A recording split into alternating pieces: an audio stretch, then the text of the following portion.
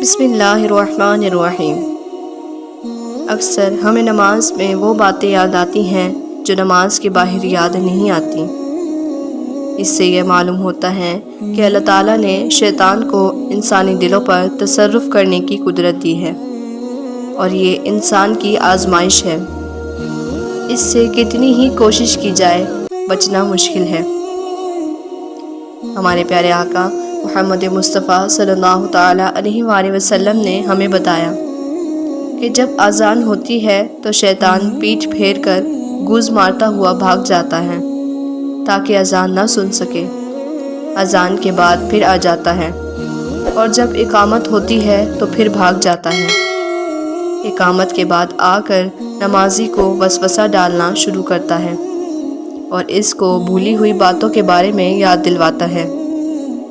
اس حد تک وسوسے ڈالتا ہے کہ نمازی کو یاد نہیں رہتا اس نے کتنی رکعت نماز پڑھی ہے۔ ایک مرتبہ کا واقعہ ہے کہ ایک شخص مال دفن کر کر بھول گیا اور حضرت امام اعظم ابو حنیفہ رحمۃ اللہ تعالی علیہ کی بارگاہ میں حاضر ہوا۔ آپ نے فرمایا، رات بھر نفل پڑھو، تمہیں یاد آ جائے گا۔ اس شخص نے نماز پڑھنا شروع کی۔ ابھی چند ہی رکعت پڑھی تھی کہ اس کو یاد آ گیا، تو اس نے نفل نماز ختم کر دی اور پھر امام اعظم رحمۃ اللہ تعالی علیہ کی خدمت میں حاضر ہو کر یہ واقعہ بیان کیا۔ آپ نے فرمایا، مجھے معلوم تھا کہ شیطان تجھے رات بھر نماز نہیں پڑھنے دے گا اور تجھے تیرا مال یاد دلوا دے گا تاکہ تو نماز کو چھوڑ دے۔ ایک مرتبہ حضرت ابو طلحہ انصاری رحمۃ اللہ تعالی علیہ اپنے باغ میں نماز پڑھ رہے تھے۔ اچانک ایک خاکی رنگ کا کبوتر اڑ کر باہر نکلنے کے راستے کی تلاش میں ادھر ادھر گھومنے لگا۔ آپ کو یہ منظر اچھا لگا، لمحے بھر کے لیے اپنی نظر اسی کی طرف لگا دی۔ پھر جب نماز کی طرف متوجہ ہوئے تو یہ یاد نہ رہا کہ کتنی رکعتیں ہوئی تھی۔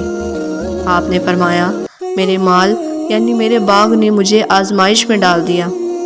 رسول اللہ صلی اللہ علیہ وآلہ وسلم کی بارگاہ میں حاضر ہوئے اور واقعہ بیان کرنے کے بعد عرض کی، یا رسول اللہ صلی اللہ علیہ وآلہ وسلم، اب وہ باغ صدقہ ہے، جہاں چاہیں اسے خرچ فرمائیں۔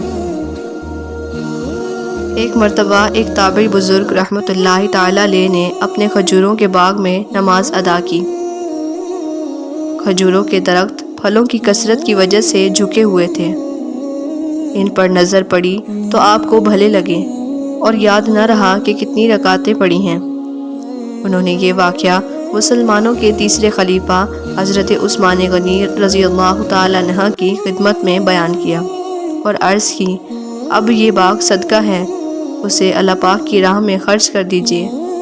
حضرت عثمان غنی رضی اللہ تعالی عنہ نے اسے 50,000 میں بیچ دیا۔